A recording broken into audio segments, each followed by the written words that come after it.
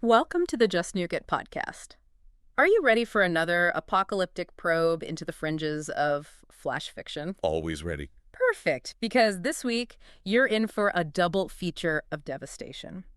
We've got two flash fiction stories today, both exploring those end-of-the-world scenarios that play out like, well, blockbuster action Oh, films. I love a good apocalyptic thriller. Yeah. You know, the kind where everything you thought you knew about the world just crumbles around you. Exactly. That's what we're diving into today. And buckle up because these stories really make you think about what it would take to survive when everything goes sideways.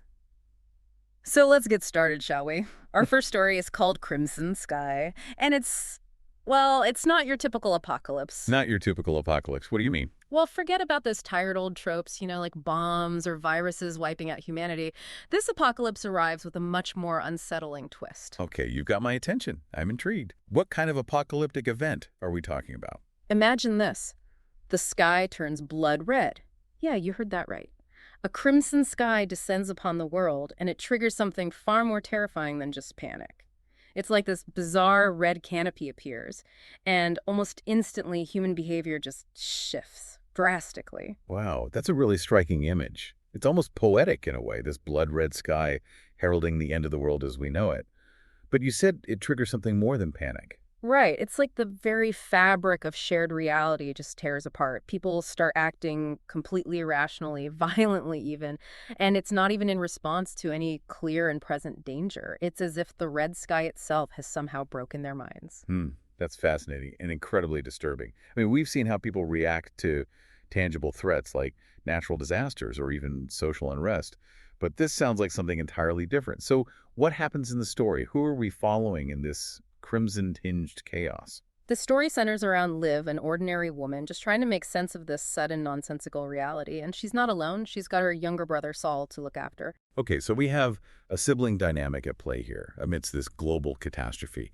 Is there anything particularly unique about their relationship? Absolutely. Saul is neurodivergent.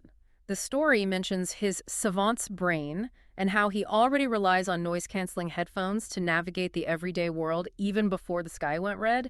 So you can imagine how this sudden chaotic shift in reality affects him. Yeah, that adds a whole other layer of complexity to their survival, doesn't it? Yeah. It's not just about finding food and shelter, it's about protecting someone who experiences the world differently, who might be even more vulnerable in this chaotic new reality. Exactly. And Liv, she's amazing. She immediately goes into protector mode. You see her resourcefulness, her determination to shield Saul from the escalating madness.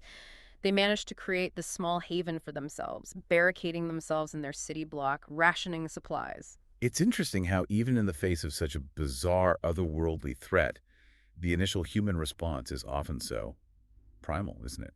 Creating safe spaces, gathering resources, those are deeply ingrained survival instincts. Right. But then things take an even more unsettling turn with the arrival of the organized ones.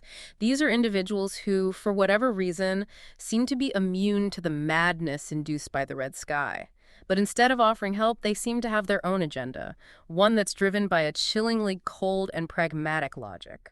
Oh, wow. So it's not just the breakdown of society they're dealing with, but the emergence of a new, potentially more sinister kind of order. Exactly. And it's during this encounter that one of the most gut-wrenching scenes in the story occurs.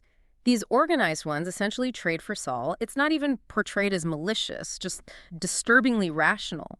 Their logic is that those who haven't succumbed to the madness are now the true anomaly, a threat that needs to be controlled. I can only imagine the emotional turmoil that must cause for Liv. That moment of decision, weighing the safety of her brother against the potential danger of these seemingly unaffected individuals. It's a heartbreaking choice, isn't it? It really is. Yeah. And what makes it even more poignant is Saul's reaction. He understands, on some level, that he's better off being contained than having them both hunted. It's a level of maturity and self-awareness that's incredibly sad, but also speaks volumes about his unique perspective on the world. It highlights the impossible moral dilemmas that can arise in such extreme circumstances. Do you sacrifice one life to potentially save another?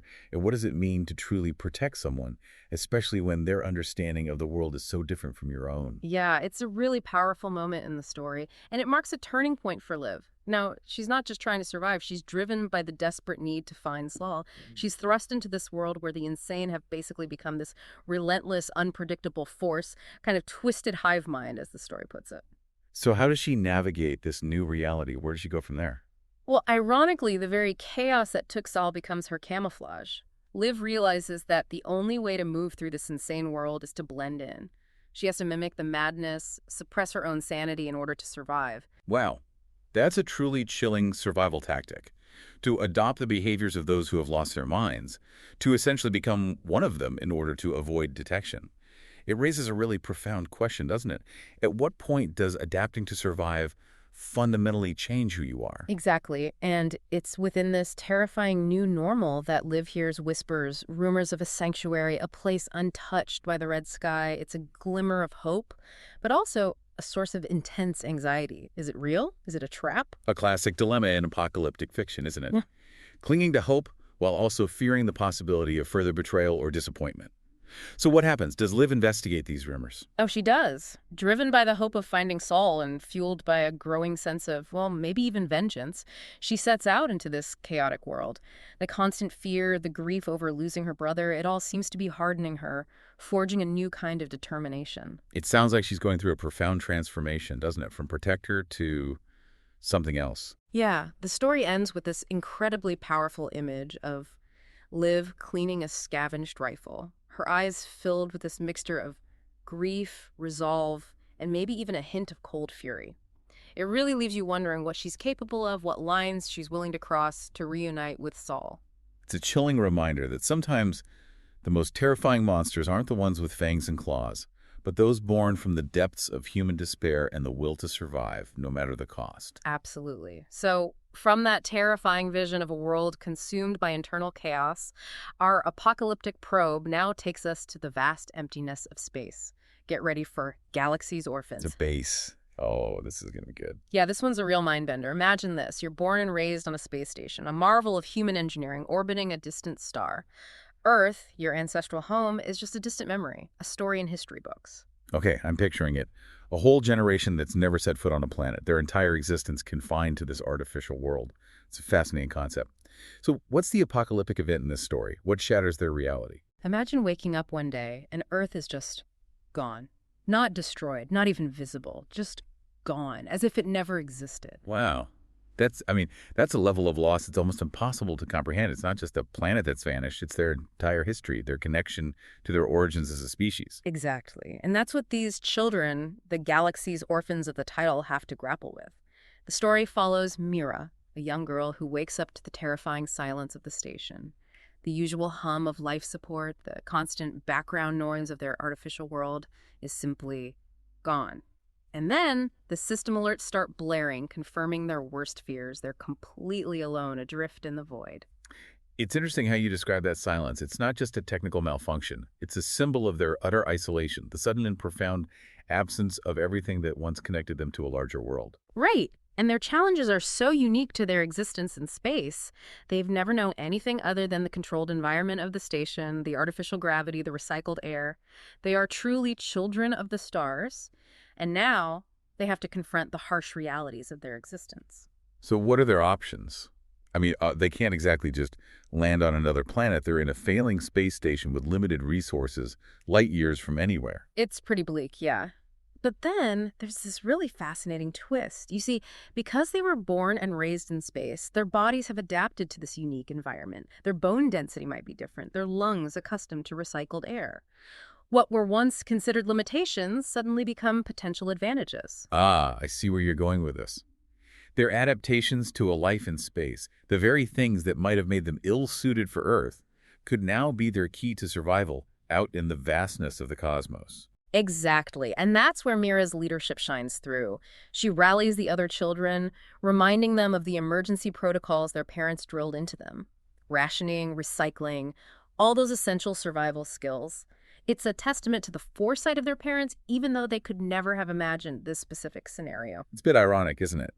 Their parents prepared them for station emergencies, but not for the ultimate emergency, Right. the disappearance of their entire planet. Absolutely. And that training, those skills, become the foundation for their audacious plan.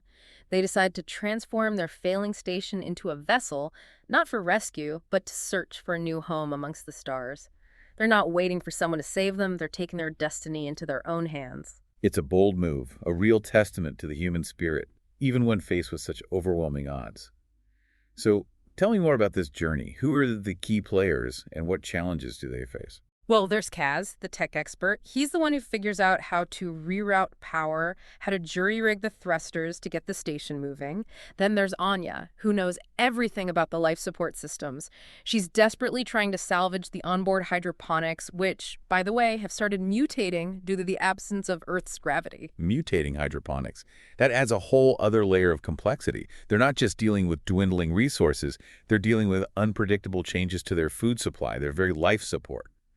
It sounds like a constant race against time. Oh, it is. It's a gripping story of teamwork, resourcefulness, and this incredible determination to not just survive, but to carve out a future for themselves in the vast emptiness of space. I'm on the edge of my seat here. What happens next? Do they manage to make the station habitable? Do they find a new home? Well, they face setback after setback, but they never give up. And then, in a moment that sends chills down your spine, they pick up a signal, a beacon. It's a sign that they're not alone, that there are other starborn communities out there. That must have been an incredibly emotional moment. After all that silence, all that isolation, to certainly have proof that other humans exist. Yeah.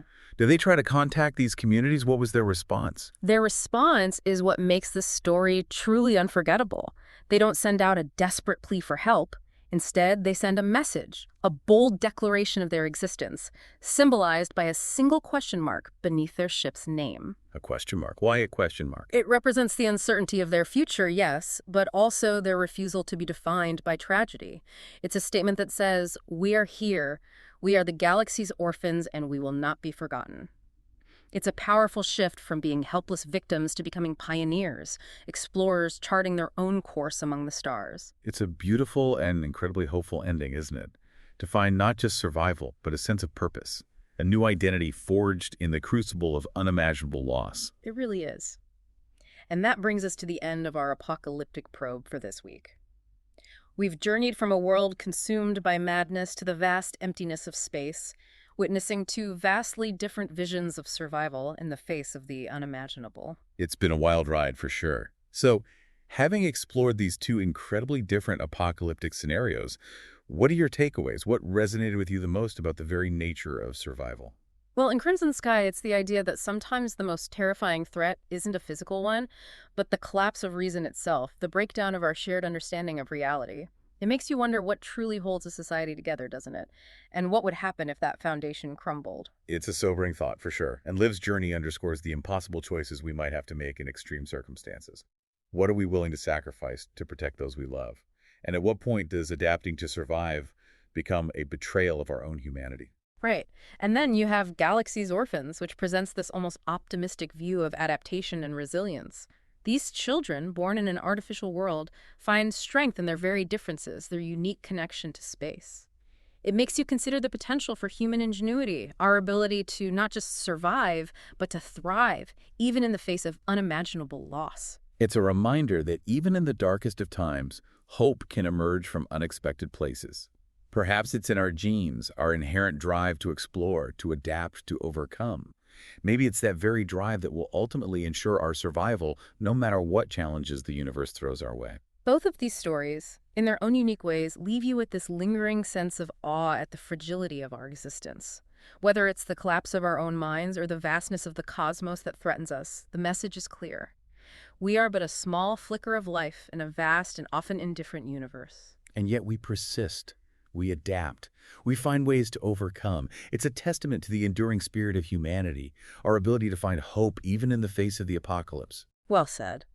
We hope this apocalyptic probe into Crimson Sky and Galaxy's Orphans has sparked your imagination and maybe even left you pondering your own responses to these impossible scenarios. It's certainly given us a lot to think about.